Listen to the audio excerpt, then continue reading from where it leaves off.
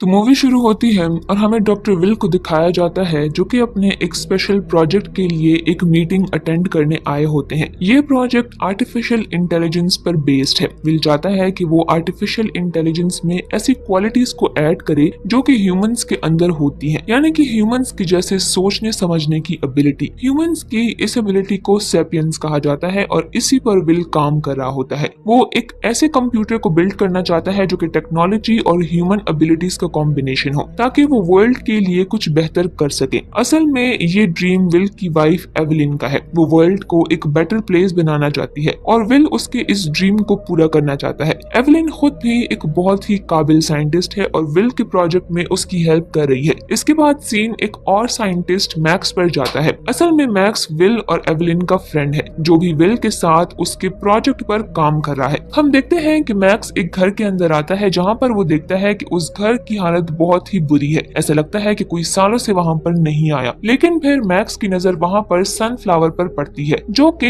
ऐसे एनवायरनमेंट में भी जिंदा थे और बिल्कुल फ्रेश थे। ये देखकर मैक्स बिल्कुल हैरान रह जाता है। अब इस सीन का मतलब हम मूवी के एंड में समझ पाएंगे। इसके बाद हम देखते हैं कि एक सेमिनार में विल, एवलिन और मैक्स अपने न्यू प्रोजेक्ट के बारे में लोगों को ब्रीफ कर रहे होते हैं। वो सबको एक्सप्लेन करते हैं कि कैसे उनका प्रोजेक्ट ह्यूमैनिटी के लिए हेल्पफुल प्रूफ हो सकता है। विल अपने प्रोजेक्ट को डिटेल में एक्सप्लेन करता है। वो बताता है कि वो एक ऐसे कंप्यूटर पर काम कर रहे हैं जिसके पास ह्यूमंस जैसी बॉडी भले ही ना हो मगर उसका सिस्टम ह्यूमन ब्रेन जैसा ही होगा। एक इंसान जैसे सोचता है, जैसे कि एक्ट करता है, बिल्कुल वैसे ही। हालांकि ह्यूमंस की इंटेलिजेंस का एक लेवल होता है और आज तक कोई भी ह्यूमन अपने ब्रेन को 100% यूज नहीं कर पाया है, लेकिन ये कंप्यूटर ह्यूमन ब्रेन का 100% यूज करने की एबिलिटी रखेगी और तब ये किसी गॉड से कम नहीं होगी, यानी कि इंसानों का बनाया गया गॉड। और इसी कॉन्सेप्ट को मूवी में ट्रांसेंडेंस कहा गया है। अब विल का ये प्रोजेक्ट काफी इंटरेस्टिंग था लेकिन साथ काफी कंट्रोवर्शियल भी, क्योंकि इसमें गॉड की क्रिएशन की बात की गई है। जहां पर काफी सारे लोग उसे सपोर्ट कर रहे थे, वहीं काफी सारी ऑर्गेनाइजेशंस उसके प्रोजेक्ट को रोकने में लगी हुई थी, जिसमें कि सबसे आगे थी anti technology terrorist group rift. Will और उसकी टीम को अब हर जगह फॉलो किया जा रहा था और उन पर नजर रखी जा रही थी।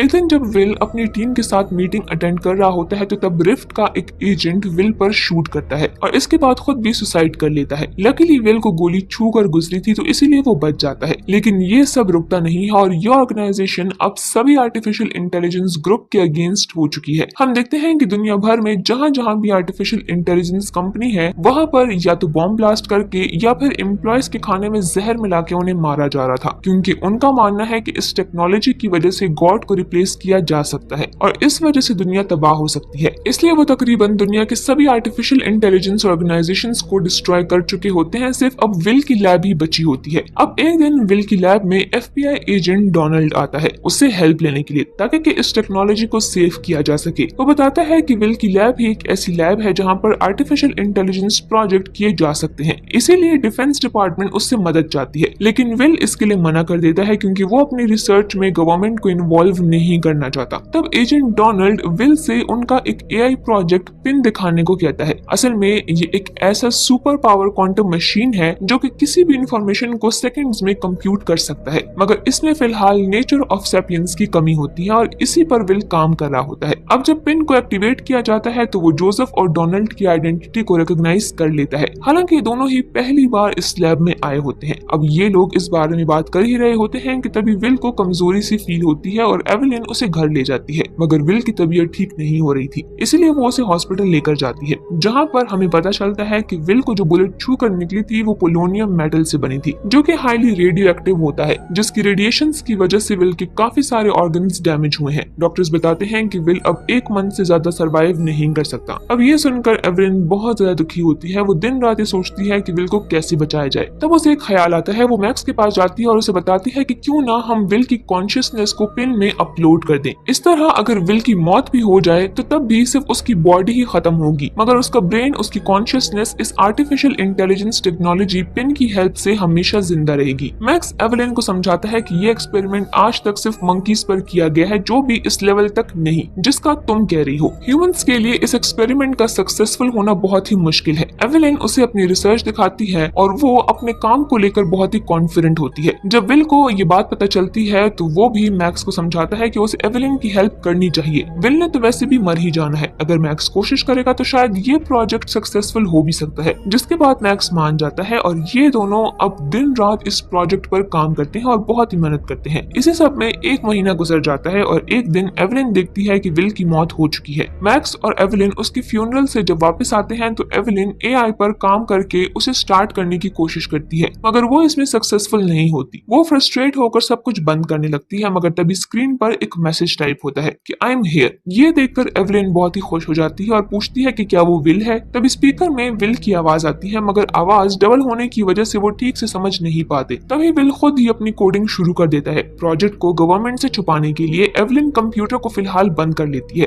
लेकिन इससे पहले विल उसे ऑनलाइन एक्सेस देने के लिए कहता है ताकि वो और पावरफुल हो सके। ये सुनकर मैक्स को थोड़ा सा शक होता है कि क्या ये वाकई विल ही है। वो एवलिन से पूछता है कि उसे कैसे पता है कि ये विल ही है और कोई नहीं, कहीं ये आर्टिफिशियल इंटेलिजेंस पिन तो नहीं। एवलिन इस बात पर गुस्सा हो जाती है और मैक्स को वहां से जाने का कहती है, जिसके बाद वो विल को इंटरनेट एक्सेस दे देती है। वहीं दूसरी तरफ हमें रिफ्ट की लीडर ब्री को दिखाया जाता है, जो कि पिन को खत्म करना चाहती है और उसे ये भी पता चलता है कि एवलिन ने पिन के कोड को अनप्लग कर दिया है। अब मजीद इंफॉर्मेशन के लिए वो मैक्स को किडनैप कर लेते हैं और फिर वो एवलिन पर अटैक करने जाते हैं। एवलिन जब उन्हें आते हुए देखती है तो वो सारा डेटा ट्रांसफर कर देती है और वहां से भाग जाती है। विल अब ऑनलाइन आते ही रिफ्ट के बारे में इंफॉर्मेशन जमा करना शुरू कर देता है और उसे एफबीआई के कंप्यूटर्स को सेंड करता है। ये देखकर एजेंट्स हैरान हो रहे होते हैं कि कोई उनकी हेल्प कर रहा है और फिर डोनाल्ड इस इंफॉर्मेशन की हेल्प से रिफ्ट के लोगों को अरेस्ट करवाता है। दूसरी तरफ विल एवलिन को ऑनलाइन एक्सेस करके उसे सेफ रहने के लिए एक टाउन में जाने के लिए कहता है, जिसके बाद 2 साल का वक्त गुजर जाता है, जिसके बीच में एवलिन ने विल की मदद से एक बहुत बड़ी रिसर्च फैसिलिटी को बिल्ड कर लिया था। विल टेक्नोलॉजी वाइज इतना एडवांस हो चुका है कि अब वो अपनी नैनो टेक्नोलॉजी की मदद से ह्यूमन सेल तक को बिल्ड कर सकता है, जिससे वो किसी भी इंजरी को ठीक कर सकता है। यहाँ तक कि विल अब लोगों के इमोशंस को भी समझ सकता है, उनसे मेंटली कनेक्ट कर सकता है, यहाँ तक कि वो उन्हें कंट्रोल भी कर सकता है। जब एवलिन को विल के इस पावर का अंदाजा होता है तो उसे भी इस बात से थोड़ा डर लगता है। मूवी के एक सीन में दिखाया जाता है कि लैब का मैनेजर मार्टिन एक दिन लैब में जख्मी हालत में लाया जाता है, जिसको कि विल अपनी टेक्नोलॉजी की हेल्प से ठीक कर देता है। अगले दिन एवलिन मार्टिन से मिलने जाती है तो वो पहले से ज्यादा हेल्दी और स्ट्रांग लग रहा था। तब यहाँ पर विल मार्टिन की बॉडी से एवलिन से बात करता है और बताता है कि वो मार्टिन की बॉडी से कनेक्टेड है। ये देखकर एवलिन थोड़ा घबरा जाती है और वहां से चली जाती है। दूसरी तरफ मार्टिन के इलाज की वीडियो इंटरनेट पर वायरल हो जाती है, जो कि रिफ्ट को भी मिलती है। इस वीडियो के बाद लोग दूर दूर से अपना इलाज करवाने के लिए इस लैब में आते हैं। एक दिन जोसेफ और डोनाल्ड भी वहां पर विजिट करते हैं। एवलिन उन्हें लैब में लाती है, जहां विल उनका वेलकम करता है, जिसे देखकर डोनाल्ड शॉक रह जाता है और जाते हुए वो एवलिन को एक पेपर देकर जाता है, जिस पर के लिखा था कि इस जगह से भाग जाओ। जबकि डोनाल्ड और जोसेफ ये डिस्कस करते हैं कि ये टेक्नोलॉजी खतरनाक है, उन्हें इसे रोकना चाहिए। उधर मैक्स भी ब्री को इस प्रोजेक्ट के बारे में बता देता है, क्योंकि वो भी इस टेक्नोलॉजी को डेंजरस समझ रहा था। वो रिफ्ट के बिहाफ पर जोसेफ से कांटेक्ट करता है और मिलने पर उसे बताता है कि उसने एवलिन की हेल्प की थी, इसलिए उसे पता है कि इस सब को कैसे रोका जा सकता है और अब इसको खत्म करने के लिए रिफ्ट और एफबीआई साथ मिल जाते हैं, जिसके बाद ये लोग लैब तक जाने के लिए एक टनल बनाते हैं। वहीं दूसरी तरफ एवलिन विल के साथ बहस करती है तो विल इसे हार्मोन की कंडीशन बताता है। ये देखकर एवलिन हैरान हो जाती है। वो गुस्से में लैब से निकलती है, तब मार्टिन की शक्ल में विल उसके पास आता है, मगर तभी वहां पर ब्लास्ट होने लगते हैं और मैक्स एफबीआई और रिफ्ट के साथ बाहर निकलता है। ये सब मिलकर डिसाइड करते हैं कि एक वायरस डेवलप करके ये विल के सोर्स कोड को डिस्ट्रॉय कर देंगे। मैक्स एवलिन को उसके साथ जाने को कहता है, मगर मार्टिन उसके आगे खड़ा रहता है और बाकी लेबर्स भी वहां पर आ जाते हैं। मैक्स गुस्से में एक लेबर को शूट कर देता है, मगर वो देखते हैं कि उसका हाथ खुद ब खुद ही ठीक हो जाता है, जिसे देखकर वो वहां से भागने लगते हैं। एवलिन अपने अपार्टमेंट जाती है, जबकि मार्टिन टनल में जंप करता है और उसमें कई लोगों का पीछा करता है। दूसरी तरफ लेबर उस जीप का पीछा करते हैं। हम देख पाते हैं कि उनकी पावर इनहेंस हो चुकी है और वो गाड़ी की स्पीड से भी तेज भाग रहे हैं और वो जीप के लोगों को मार देते हैं, जबकि मार्टिन को वो लोग कॉपर फेंस से कवर कर लेते हैं, जिससे कि उसका विल से कनेक्शन टूट जाता है। अब रिफ्ट और एफबीआई एवलिन को आकर अरेस्ट कर लेते हैं और उधर विल एयर और वाटर की हेल्प से अपनी नैनो पार्टिकल्स की टेक्नोलॉजी को पूरी दुनिया में स्प्रेड कर देता है, जिससे कि वर्ल्ड की पोल्यूशन और डिजीजेस खत्म होने लगती हैं। तब मैक्स एवलिन को बताता है कि अगर ऐसा ही चलता रहा तो दुनिया में कुछ भी ऑर्गेनिक नहीं रहेगा। तब एवलिन को भी ऐसा ही लगता है कि ये सब कुछ विल नहीं बल्कि आर्टिफिशियल इंटेलिजेंस स्पिन कर रहा है। अब यहाँ पर एवलिन भी उनका साथ देने के लिए तैयार हो जाती है। वो कहती है कि मैं अपनी बॉडी में वायरस को इंजेक्ट करूंगी और जब विल मेरे सिस्टम को अपलोड करेगा तो ऑटोमेटिकली ये वायरस विल के सिस्टम में भी ट्रांसफर हो जाएगा, जिससे कि विल हमेशा के लिए खत्म हो जाएगा। लेकिन इससे पूरी दुनिया का इंटरनेट इफेक्ट होगा क्योंकि विल का सोर्स कोड हर जगह मौजूद है। अब एवेलिन इंजेक्शन लगाकर जाती है और रिफ्ट और FBI के एजेंट दूर बैठे उस पर नजर रख रहे होते हैं। एवेलिन जब सोलर पैनल एरिया में पहुंचती है तो वहां से विल फिजिकल फॉर्म में निकलता है। उसे देखकर सभी शॉक्ड हो जाते हैं। एवेलिन उसे गले लगाती है और उसके साथ अच्छे से बात करती है। विल एवेलिन से कहता है कि ये जगह उसके लिए सेफ नहीं, इसीलिए उसे जाना चाहिए, मगर एवेलिन कहती है कि अगर उसे सेफ करना है तो उसकी कॉन्शियसनेस को अपलोड कर दे। उधर FBI के एजेंट डिस्कस कर रहे होते हैं कि उनका प्लान सक्सेसफुल नहीं हो रहा क्योंकि विल उसे अंदर नहीं ले जा रहा, इसलिए वो विल पर फायर ओपन करने का डिसाइड करते हैं। मैक्स उन्हें रोकने की कोशिश करता है लेकिन वो नहीं रुकते। ब्लास्ट शुरू हो जाते हैं और एवेलिन विल को अपलोड करने के लिए कहती है, लेकिन यहाँ पर विल उसके इमोशंस को डिटेक्ट करके उसके सारे प्लान को समझ जाता है, इसीलिए वो ऐसा नहीं कर रहा होता। तभी एक ब्लास्ट होता है जिसमें कि एवेलिन शदीद जख्मी हो जाती है। विल उसे उठाकर अंदर ले जाता है और फिर खुद से कनेक्टेड लोगों की मदद से FBI और रिफ्ट पर अटैक करता है। रास्ते में आते हुए ब्री और मैक्स की कार पलट जाती है और ब्री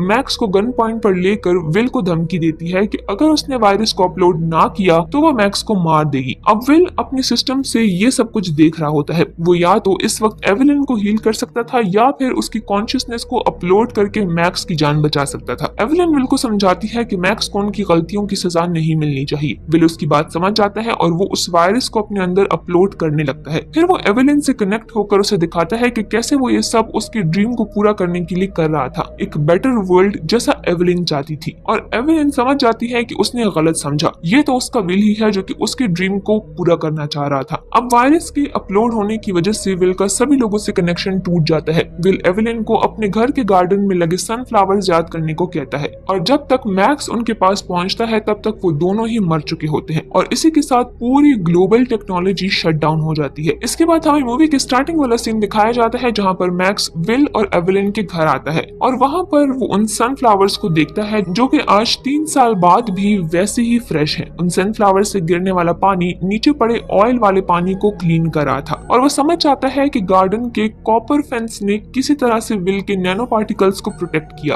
और यहीं पर ये मूवी एंड हो जाती है। तो देखा जाए तो विल की इंटेंशन गलत नहीं थी, वो सिर्फ अपनी वाइफ एवेलिन के ड्रीम को पूरा करना चाहता था, वो वर्ल्ड को एक बेटर प्लेस बनाना चाहता था। लेकिन अगर हम वाइड एंगल पर देखें तो इस मूवी में टेक्नोलॉजी का वर्ल्ड को इन्वेट करने का कॉन्सेप्ट दिखाया गया है और ये काफी खतरनाक भी हो सकता है कि अगर टेक्नोलॉजी वर्ल्ड को कंट्रोल करना शुरू कर दे। आपका इस बारे में क्या ख्याल है? हमें कमेंट सेक्शन में अपनी राय जरूर दें।